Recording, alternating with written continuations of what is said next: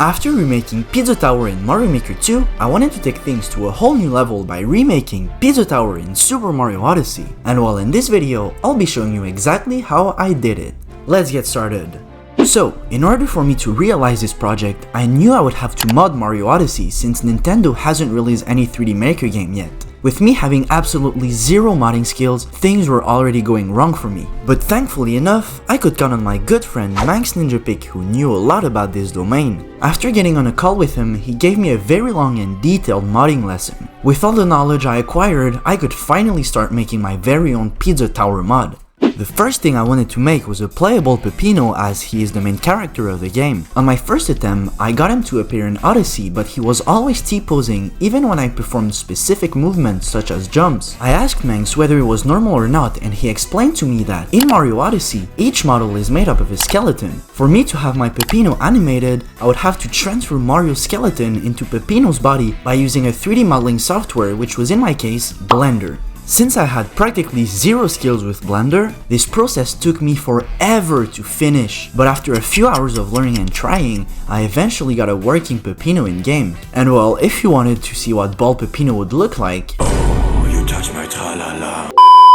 Anyways, after adding Peppino to my mod, I had to make a custom moveset for him. Keep in mind that I have no clue on how to code, so I had to be creative with my options here. I started by making Peppino run faster than Mario, since Pizza Tower is obviously a faster paced game than Odyssey. I actually tried to make the march running ability by increasing the amount of frames between Mario starting to run and him hitting top speed, but it did not feel smooth to control, so I only made up Peppino run faster. After that, I wanted to implement the wall running ability. The only way I could do this was by having Peppino slide walls upwards instead of downwards. I know this is OP, but that was the best I could come up with.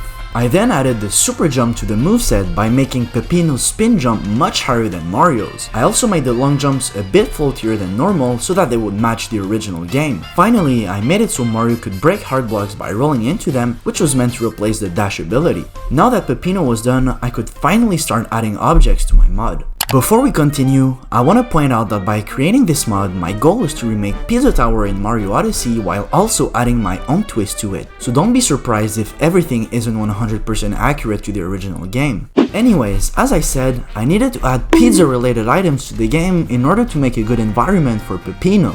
I started by replacing the coins with these little tomatoes. After that, I added a big piece of cheese that upon collected gave Peppino 3 extra tomatoes. Unfortunately, I was unable to change the coin logo to a tomato one. For the lives, I replaced the heart with a piece of pepper and replaced the grand heart with this giant Peppino hat, which was meant to represent the 6 lives that Peppino normally has. I also replaced the moons with pizzas, but I was unable to override their texture. After that, I replaced the question mark and brick blocks with pizza boxes, each one having the game's logo on them. Finally, I replaced Bowser and Mario's logos on the checkpoint with Pizza Face and Pizza Tower. And now it's time to add items from Pizza Tower to make the game's environment even better. I started by replacing the Goomba with my favorite enemy, the stupid rat. Making a pile of rats looked a bit funny and cursed at the same time, and I absolutely loved it. The second enemy I added was the cheese lime, and I replaced the mummy with it. Once again, the result looked a bit cursed but quite funny at the same time. The last enemy I added was this small mushroom monster, which I replaced these little spiky enemies with. After that, I made a custom Pizza Tower ground texture and placed it on the blocks I used to match the original game's layout. I also added this 3D version of John Gutter to the mod.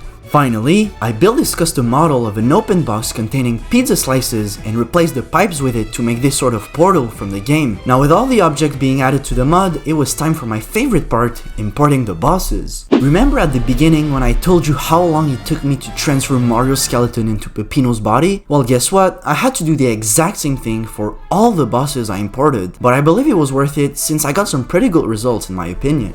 The first boss I added to the mod was Pizza Face. I replaced this enemy from the dark side, and it was actually perfect because it gave Pizza Face the ability to spawn stupid rats just like in the original game, but also shoot rolling obstacles once again just like in Pizza Tower. The only downside is that it had 2 hit points instead of 8, which I didn't know how to change since I don't know about coding. Following this addition, I replaced Rango with everyone's favorite, Pizza Head. At first I wanted to make him throw boxing gloves, but it looked kinda weird in game, so I used pizza faces instead. I must admit, this model took me the longest to add in game, but I'm thrilled with how the results turned out. Anyways, the next boss I added was Peppermint. You might have already guessed it, but I replaced the charging chuck with him since both of them have the ability to rush at the player. I also kept the Bolt's arms and edited his texture so that the colors would match Peppermint's look. The third boss I added was my personal favorite, the Noise. Seeing how he throws bombs at the player, finding the correct replacement for him was quite easy. Of course, I'm talking about Harriet.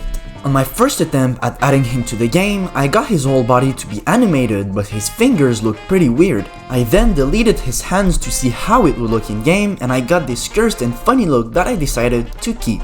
My favorite fake Peppino attack is the one where he splits into multiple versions of himself and then they all jump up the screen, giving very little place for the player to be safe. So to add this attack to my mod, I replaced the eel with a model of fake Peppino, and also I removed his arms so that the Noise wouldn't be left alone in the no arm club.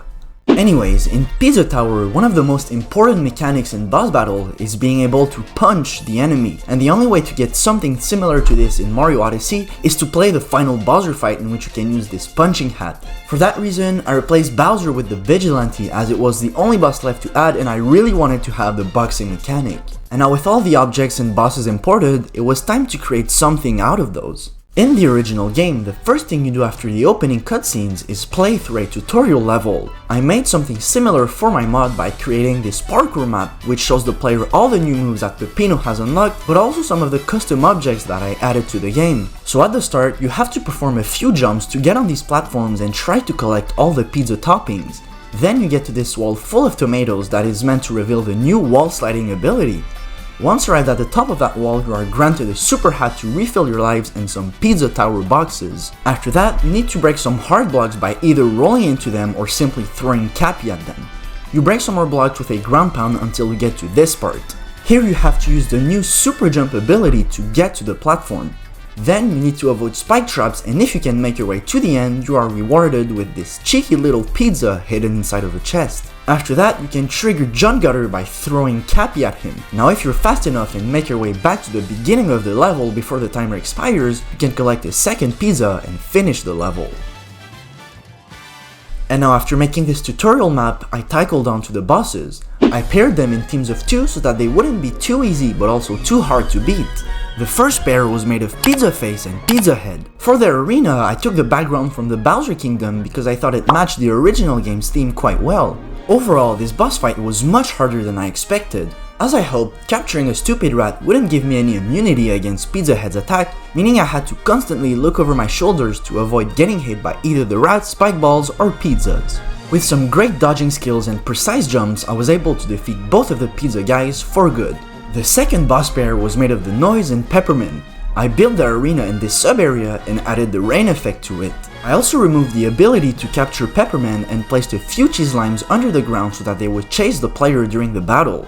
I was super happy with how it turned out and was ready to build the final part. As you'd expect, this boss pair was made of fake Peppino and the Vigilante.